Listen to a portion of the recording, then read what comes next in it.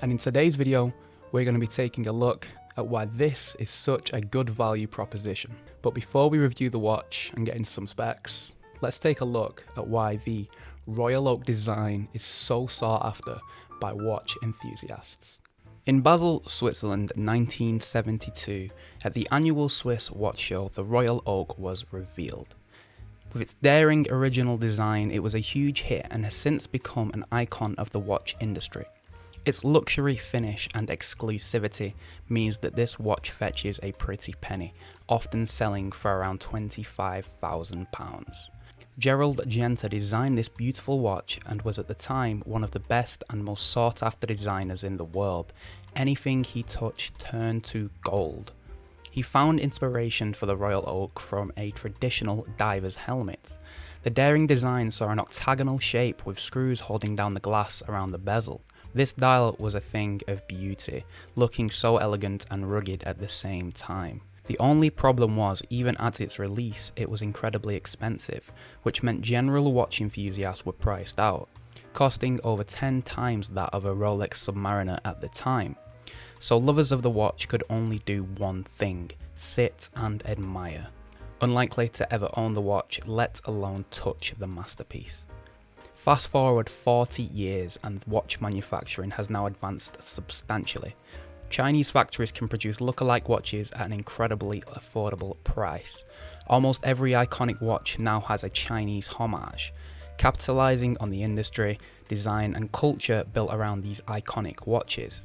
Offering great value for money, it is no surprise why these watches are so popular. Who wouldn't want to own an iconic looking watch with incredible specifications for a little bit of change? So there you have it, that is why the Royal Oak is such an iconic watch, and that's why so many people want it. And I'm no different. I love the design of the Royal Oak. I wish I had 25 grand lying around so I could wear this thing every single day. However, I don't. So I've got to look elsewhere.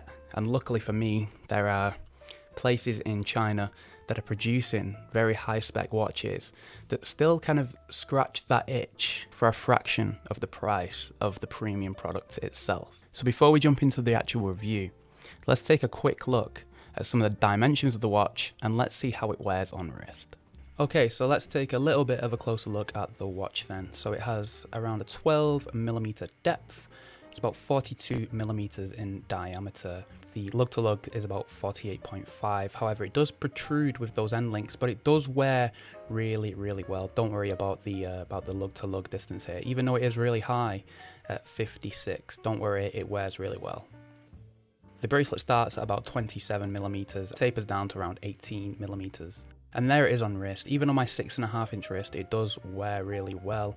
There's no obvious gaps or spaces, even though it's a large watch, and it just, considering the lug-to-lug, considering the dimensions, it actually fits really, really well. Now, it is a little bit top heavy, this watch. If you shake it around a little bit, you can feel a little bit of movement on there, but it's okay. So let's take a little bit of a look at the specs of the watch then. So we have a display case back featuring the Seiko NH35 movement that does have a date. Of course, that is an automatic movement. Has a solid link bracelet with solid end links, and it does feel really, really solid. And we do see a butterfly clasp that is signed as well at the meeting, and it does have a really nice spring action to it. Sapphire crystal and a really legible dial. And of course, that iconic Royal Oak design. It is a really well built watch. So first of all, the watch does have really good build quality. It feels really, really solid. Now, it is a heavy watch, and that's because it does have a really thick bracelet. The head of the watch is incredibly thick, well built, solid material. Of course, it's all stainless steel. However, not everything is perfect about this watch, far from it. The finishing is quite rough in certain areas, especially the brushing, like around the edges and on the bracelet, is not done to the highest of quality.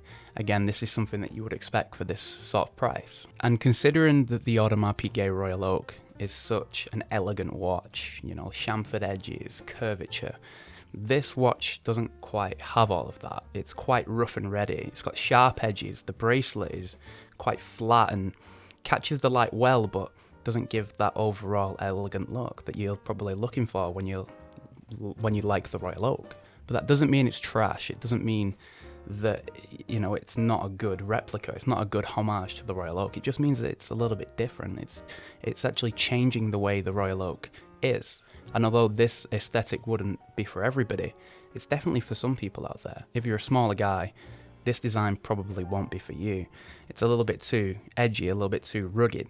However, if you're a big guy with a beard and tattoos, this watch would probably suit you really, really well. And you've got to take that into account when you're buying the watches. Does this watch suit my aesthetic? Does it suit the clothes and the style that I like to wear?